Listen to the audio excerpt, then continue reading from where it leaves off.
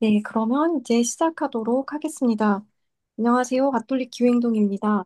2025년 창조시기 옹호활동 채무를 희망으로 웨비나에 오신 여러분들 환영합니다. 오늘 이 시간은 원래 간담회로 준비를 했는데요. 내용상 웨비나로 진행하는 것이 맞겠다는 판단으로 이렇게 준비하게 되었습니다. 오늘 내용은 추후에 유튜브로도 시청하실 수 있으니 오늘 오지 못한 분들께도 두루 알려주시길 부탁드립니다. 오늘 웨비나의 순서는 다음 순서대로 진행이 됩니다. 시작기도 이후에 신년과 채무 탕감에 대한 성경의 가르침에 대해서 박신자 여호수아 수녀님께서 이야기를 하시고요. 그리고 오늘날 국제적 채무의 심각성에 대해서 제가 이야기하겠습니다. 2025년 창조시기 옹호 활동에 대해서 박안신 대레사 팀장님께서 이야기하시겠습니다. 마침 기도를 하고 마치도록 하겠습니다. 그럼 시작 기도로 2025년 창조시기 기도문을 영상으로 바치겠습니다. 성부와 성자와 성령의 이름으로 아멘.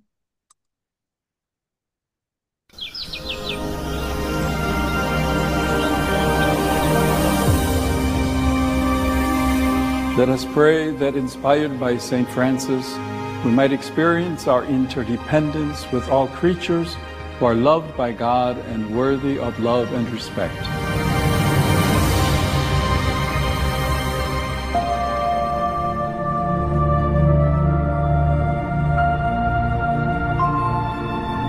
Lord, you love everything you have created, and nothing exists outside the mystery of your tenderness. Every creature, no matter how small, is the fruit of your love and has a place in this world. Even the simplest or shortest life is surrounded by your care. Like St. Francis of Assisi, today we too want to say, "Praised be you, my Lord."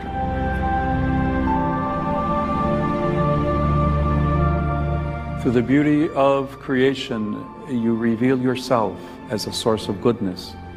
We ask you, open our eyes to recognize you, learning from the mystery of your closeness to all creation that the world is infinitely more than a problem to solve. It is a mystery to be contemplated with gratitude and hope. Help us to discover your presence in all creation, so that in fully recognizing it, we may feel and know ourselves to be responsible to this common home where you invite us to care for, respect, and protect life in all its forms and possibilities. Praised be you, Lord. Amen.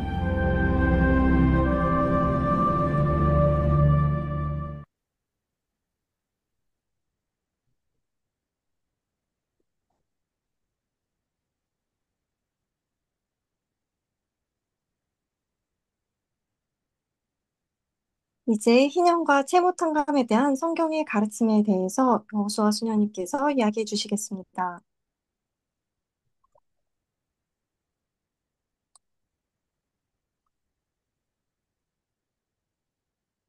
네, 희년과 채무 탕감에 대한 성경의 가르침에 대해서 함께 알아보도록 하겠습니다. 모세 오경에는 빚을 탕감하는 것과 관련해서 희년, 휴경년, 그리고 사면년, 즉 빚을 탕감하는 해에 대해 언급되고 있습니다. 이 중 사면년, 빚을 탕감하는 해는 신명기 15장 1절에서 11절에 제시되어 있습니다. 빚을 탕감하는 해는 탈출기 23장 10절에 계약의 책에 나오는 휴경년에서 비롯되었으며 레위기 25장에 나오는 희년에서 더욱 발전되었습니다. 탈출기 23장 10절에 따르면 휴경년은 밭, 포도원, 올리브 농장에 대해 7년마다 농경지를 휴경하도록 규정합니다. 이는 아마도 각 토지에 대해 개별적으로 계산되어 항상 토지의 7분의 1이 휴경 상태를 유지하도록 했을 것입니다. 신명기 15장 1절에서 11절은 이를 7년 주기로 정해진 시기에 이루어지는 일반적인 빚 탕감으로 규정합니다. 신명기 15장 1절에서 3절에는 실제 법 조항이 담겨 있습니다. 함께 읽겠습니다. 너희는 일곱 해마다 빚을 탕감해 주어야 한다. 탕감에 관한 규정은 이러하다. 이웃에게 빚을 준 모든 사람은 자기가 구워준 것을 탕감해 주어야 한다. 주님의 탐강령이 선포되었으므로 자기 이웃이나 동족에게 독촉해서는 안 된다. 너희가 외국인에게는 독촉할 수 있지만 너희 동족이 너희에게 진 빚은 탕감해 주어야 한다. 이에 따르면 탕감은 7년이 끝날 때 행해져야 합니다. 신명기 15장 4절에서 6절에 삽입된 내용에서 율법을 완전히 순종할 경우 그 땅에서 가난이 사라질 것이라고 약속한 후 신명기 15장 7절에서 11절은 다시 냉혹한 현실로 돌아옵니다. 여기서는 탕감의 해가 다가옴에 따라 대출을 해주는 경향이 사라질 것이라는 당연한 상황을 고려합니다. 그러므로 신명기 15장 7절에서 11절은 호소적인 설교 스타일로 전환되며 용서하는 해가 다가오더라도 관대하게 대출을 해줄 것을 강력히 권고합니다. 이 권고는 가난한 자의 절박한 외침이 냉정한 대출 거절자에게는 죄가 된다는 점과 관대한 행동을 할 때 주님께서 내리시는 축복을 언급합니다. 이제 희년에 대해서 알아보겠습니다. 우리는 2025년 지금 희년을 보내고 있습니다. 레위기 25장에 따르면 희년은 50년마다 즉 7번의 안식년이 지난 시기를 말하고 있습니다. 희년은 구약 성경에서 그 이름을 양의 뿔에서 따왔는데요. 이 뿔을 불어 희년을 시작했기 때문입니다. 그러니까 뿔을 분다는 얘기죠. 예. 라틴어에서는 번역되지 않은 형태인 어, 오벨리우스 외에도 나중에 비슷한 발음의 단어 유빌레우스가 생겨나는데 이는 유빌랄에 기뻐하다를 연상시킵니다. 레위기 25장 10절에 따르면 희년의 기본 취지는 해방이 선포된다는 것이며 따라서 희년은 타인이 토지와 사람에 대한 처분권을 종료시키는 제도 중 하나입니다. 레위기 25장에 기록된 희년 규정은 오랜 전통을 지니고 있습니다. 고대 메소포타미아에서도 왕의 명령에 따라 채무 증서를 파기해야 하는 불규칙적인 해방 사례가 알려져 있습니다. 예레미야서 34장과 느헤미야서 5장에서도 유다에서 특별한 경우에 이러한 행위가 이루어진 것을 볼 수 있습니다. 탈출기 21장 2절에서 11절과 신명기 15장 12절에서 18절의 노예에 대한 규정은 7년마다 채무 노예를 해방하도록 규정하고 신명기 15장 1절에서 11절에 빚을 탕감하는 법은 이러한 사건의 규칙성과 예측 가능성을 부여합니다. 이 모티브는 레위기 25장을 차용하지만 상당한 변형을 가합니다. 그러나 7년마다 돌아오는 휴경년 및 빚을 탕감하는 해와는 달리 유대 사회사에서 페르시아, 헬레니즘, 로마 시대에 희년은 실질적인 역할을 하지 않았다고 합니다. 역사적 영향 측면에서 더 중요한 것은 그 신학적 근본 의도입니다. 여기에는 주기적으로 정의로운 원초적 상태를 회복한다는 개념과 더불어 이스라엘의 하느님이 토지의 진정한 소유주이므로 토지를 영구적으로 매각해서는 안 된다는 경제 윤리적 핵심 명제가 포함됩니다. 희년의 해방을 선포한다는 동기는 이를 해방의 모델로 만듭니다. 이사야 61장 1절의 해방과 주님께서 기뻐하시는 해를 선포하라는 예언적 선언에서 희년의 개념이 종말론적으로 변형된 메아리로 들릴 수 있습니다. 루카복음 4장 18절에 따르면 예수님은 나자렛 회당에서 설교하시며 이 메시지를 자신의 것으로 삼으셨습니다. 올해는 바로 희년으로 빚을 탕감할 수 있는 바로 그 해입니다. 이런 근거에 따라 교회에서는 어떤 옹호 활동을 하는지 이어서 살펴보도록 하겠습니다.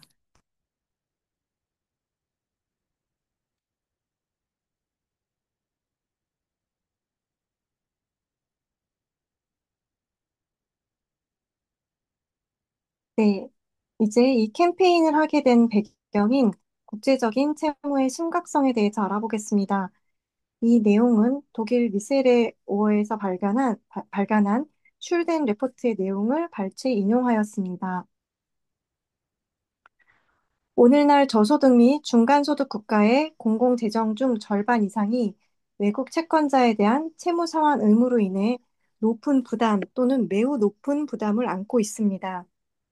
특히 불리한 제6자 조건을 배경으로 이러한 부담은 남반구 국가들에서 공공서비스, 사회 인프라 또는 기후 및 환경 보호 조치에 대한 투자를 상당히 어렵게 하거나 심지어 불가능하게 만듭니다.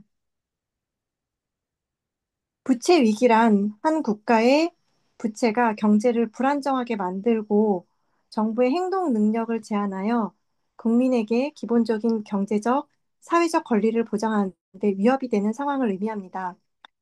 다양한 부채 위기가 실제로 종종 동시에 발생하고 서로 영향을 미치지만 네 가지 유형의 부채 위기가 구분됩니다.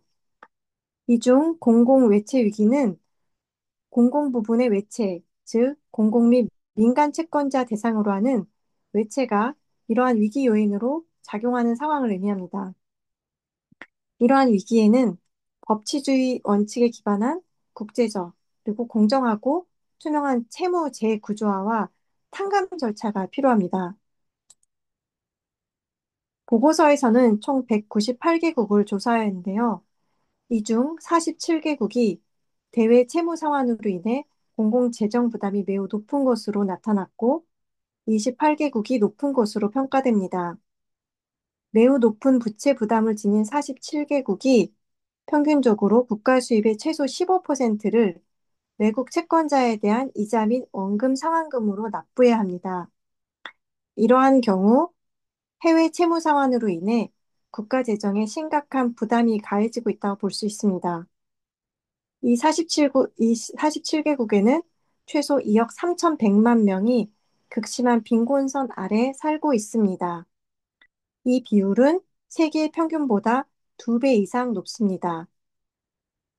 그러나 매우 높은 이자 및 상환금 지급으로 인해 공공서비스, 사회보장, 의료 서비스 및 교육 및 빈곤 퇴치를 위한 포괄적인 투자가 제한되고 있습니다. 전 세계적으로 보면 약 40%의 국가들이 매우 높은 혹은 높은 부채 부담을 안고 있는데요. 특히 사하라 이남 아프리카 국가들이 심각한 영향을 받고 있습니다. 이 사하라 이남 아프리카 중에서 위험이 없는 국가는 11개 국가에 부담 불가하다고 합니다. 또한 남아시아와 동남아시아는 조사 대상 국가의 약 42%가 높은 부채 부담을 안고 있습니다. 글로벌 북부에 또 이제 남반구 국가들과 비슷한 수준의 대외 부채 지표를 보이고 있지만 이들 국가는 동일한 문제에 직면해 있지 않습니다. 이는 미상한 부채가 전액 또는 대부분 자국 통화로 표시돼서 외화 부채와 달리 수출 압박을 유발하지 않기 때문이라고 설명하고 있습니다. 또한 표시 외채를 보유한 국가들은 환율 변동에 더 큰 영향을 받습니다. 자국 통화의 평가절하가 외화로 채무 상환을 해야 되기 때문에 국가 재정에 더 큰 부담을 초래합니다. 그러나 채무가 해당 국가의 자국 통화로 유지될 경우 채권자들이 이 위험을 부담하기 때문에 오히려 채권자들에게 상환금의 실질 가치를 감소시킬 뿐입니다.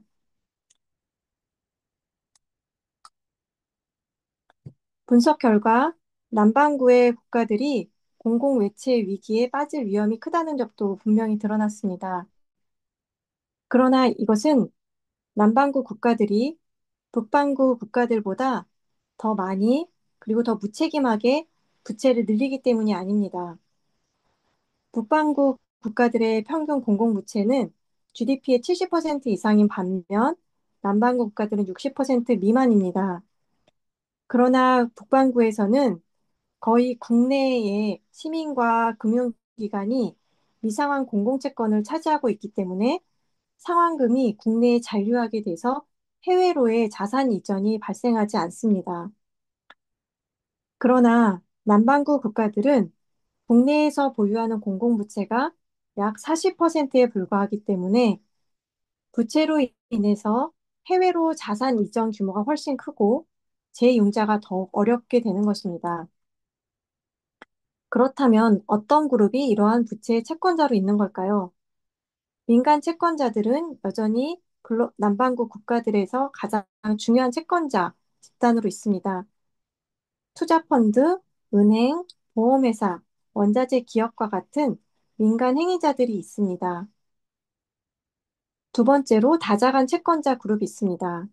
IMF, 세계은행 및 기타 개발은행과 기금이 두 번째 큰 채권자 그룹을 형성하고요. 그리고 양자간 채권자 그룹과 그 외 그룹이 있습니다. 남반구 국가들에 대한 채권의 대부분은 여전히 서구 국가들의 책임 영역에 속하는 민간 채권자들과 서구 국가들이 대부분 의결권을 보유한 다자간 금융기관들이 보유하고 있습니다. 따라서 과도한 부채 문제를 해결하기 위해선 하고 구조적인 개혁을 마련하는 데 있어서는 서구 국가들이 정치적 주체로서 책임을 지고 있다고 할 수 있겠습니다. 개별 채권자들이 개별 사례에서 채무 탕감에 참여할지 그리고 그 조건을 어떻게 할 건지 맡겨서는 안 됩니다. 오히려 모든 채권자들이 지속 가능한 경제 회복에 충분한 범위 내에서 채무 탕감을 허용하도록 의무화하는 구속력 있는 규정과 제도가 필요합니다. 이러한 규정은 국제사회가 포용적인 과정을 통해서 마련해야 합니다. 다자간 기관과 민간 행위자 모두에 대해서 충분히 포괄적인 채무 탕감에 참여하도록 하는 책임은 각국의 정부 입법부에 있습니다. 그리고 북반구의 모든 나라들이 이 책임을 가지고 있다고 할 수 있습니다. 2024년 12월 24일 프란치스코 교황님께서는 희망의 순례자라는 슬로건 아래 2025년 후년을 선포하셨습니다. 교황님께서는 부유하고 강력한 국가들에게 빚을 결코 갚을 수 없는 국가들에 대한 채무 탕감을 강력히 촉구하셨습니다. 2025년 신년 연설에서도 교황님께서는 채무 탕감의 필요성을 강조하셨습니다. 어떤 사람도, 어떤 가족도, 어떤 민족도 빚에 짓눌려서는 안 된다고요. 그리스도교 전통을 가진 국가들의 통치자들이 모범을 보여서 가장 가난한 국가들의 채무를 탕감하거나 가능한 최대한 감면할 것을 촉구했습니다. 이는 관대함이 아니라 정의를 실현하고 남반부의 고부채 국가들이 증가하는 부채 부담이라는 악순환에서 영원히 해방시키는 것이 필요하다는 것입니다. 그렇다면 올해 창조 시기에는 국가별 채무를 해결하기 위해 어떤 활동을 권고하고 있는지 알아보겠습니다. 이 내용은 가톨릭 기후행동의 액션 팀장이신 박안신 대레사 팀장님께서 설명하시겠습니다. 네, 안녕하십니까. 올해 창조 시기에 전 세계 그리스도인들은 예언자적 정신으로 각국의 지도자들에게 세계적 채무 위기 해결을 위한 행동을 요청하고 있습니다. 앞서 살펴본 것처럼 저소득 국가에서는 기후위기 비용과 정부 채무가 동시에 발생하여 전 세계 수백만 명의 빈곤과 위기에서 벗어나지 못하고 있습니다. 우리는 현재 채무 상환금이 가난한 나라에서 부유한 채권 국가로 흘러가는 이 불의를 바로잡는 행동을 촉구합니다. 또한 우리는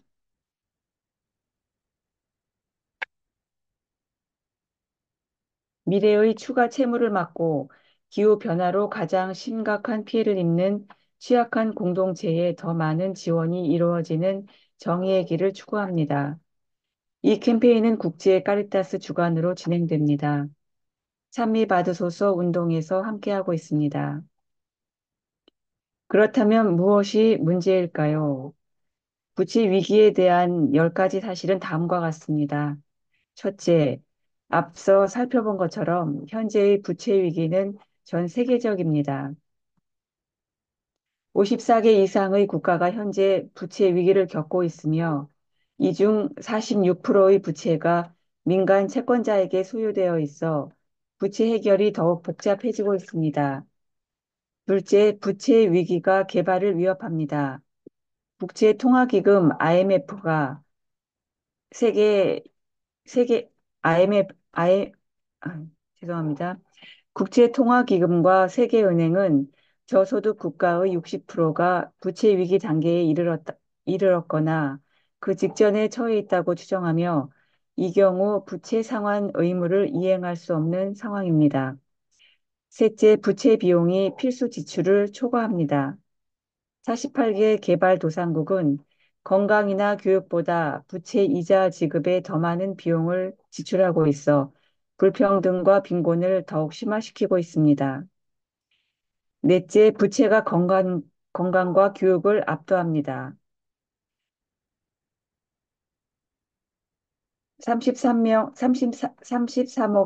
명 이상이 정부가 건강이나 교육과 같은 필수 서비스보다 부채 상환에 더 많은 비용을 지출하는 국가에서 살고 있습니다. 다섯째, 선진국이 부채 축적을 부추기고 있습니다. 2023년 신규 글로벌 부채의 80% 이상은 미국, 일본, 영국, 프랑스 등 선진국에서 발생했습니다. 한편 개발도상국은 부채 부담을 관리하는 데 어려움을 겪고 있습니다. 여섯째, 차입 비용은 불공정하고 지속 불가능합니다. 개발도상국은 선진국보다 2에서 12배 높은 차입금리를 부담하며 부채의 악순환에 갇혀 있습니다. 일곱째, 부채가 증가하고 있습니다. 예비적 대출, 코로나19 팬데믹의 경제적 영향, 글로벌 인플레이션으로 인해 국가들은 역사상 가장 높은 부채 수준에 직면해 있습니다. 여덟째, 부채는 기후 행동을 방해합니다. 2023년 글로벌 남부 국가들은 기후변화 대응에 비해 12.5배 더 많은 자금을 부채 상환에 사용했으며 이는 기후변화의 파괴적인 영향에 취약하게 만들고 있습니다. 아홉째, 부채는 국제 금융 시스템 내 불평등을 심화시킵니다. 아프리카는 전 세계 공동부채의 2%만을 보유하고 있지만 국제 금융 시스템 내 구조적 불평등으로 인해 부채 상환 부담이 과도하게 증가하고 있습니다. 마지막으로 부유한 국가들은 12년간 화석 연료 보조금에 6배 더 많은 자금을 투입했습니다. 이는 취약 국가를 위한 국제 기후 금융보다 훨씬 많은 금액으로 이 보조금은 기후 취약 국가 지원을 위한 자금 부족의 약 절반을 충당할 수 있습니다. 이런 채무는 채무 자국 다수의 책임이라기보다는 현재 경제 체계에 깊이 스며든 구조적 문제 때문입니다. 세계 경제는 죄로 물든 데다 억압적인 체계를 가지고 있어서 소수에게 극단적인 부를 몰아주고 다수에게 빈곤을 강요하고 있습니다. 역사적으로 산업화된 국가들의 산업혁명은 식민지화와 노예제도를 통해 착취당한 흑인과 유색인종의 힘으로 이루어졌고 이 과정에서 천연 자원이 식민지 국가에서 강대국으로 빠져나왔습니다. 식민지화되었던 많은 국가들은 독립을 이루었을 때 식민지화 시켰던 나라가 떠안긴 부채를 짊어진 상태였습니다. 부유한 국가들은 또한 가난한 국가에 불리하게 작용하는 불공정한 금융 체제를 만들었습니다. 이는 부채의 악순환을 초래했고 채권국들은 가난한 국가들을 착취할 수 있게 되었습니다. 2025년 희년의 희망적 가치에서 영감을 얻은 희년 채무 캠페인의 25주년입니다. 희년의 성경적 개념은 억압의 영원한 반복을 멈추고자 합니다. 희년은 인간과 환경 사이의 관계를 다시 설정하고 치유하며 회복하는 것을 목표로 합니다. 인간 사이의 평화, 그리고 창조 세계와의 평화는 오늘날 감당할 수 없는 부채로 깨어졌지만 우리는 채무와 기후변화로 고통받는 국가들에게 회복적 정의가 가능하다는 희망으로 일치하고자 합니다. 이에 우리는 다음을 요구하는 캠페인을 하고 있습니다. 첫째, 저소득 국가에게 경제적 조건 없는 채무 탕감을 하십시오. 둘째, 남반구 국가의 감당할 수 없는 국가 채무 누적을 원칙적으로 막는 보다 공정한 세계 채무 체계를 구축하십시오. 셋째, 취약한 공동체가 이용 가능한 적절한 기후 금융을 대출이 아닌 지원금 상환으로 제공하십시오. 이를 위해 위의 링크에서 서명할 수 있습니다. 화면에 보이는 QR코드를 스캔하시면 링크로 들어갑니다. 서명을 위해서는 이름, 이메일 주소, 그리고 개인정보 활용 동의가 필요합니다. 이 캠페인에 대한 자세한 내용은 2025년 창조 시기 기념 안내서에서 확인하실 수 있습니다. 보다 많은 사람들이 이 서명에 참여할 수 있도록 해주십시오. 이상입니다. 감사합니다.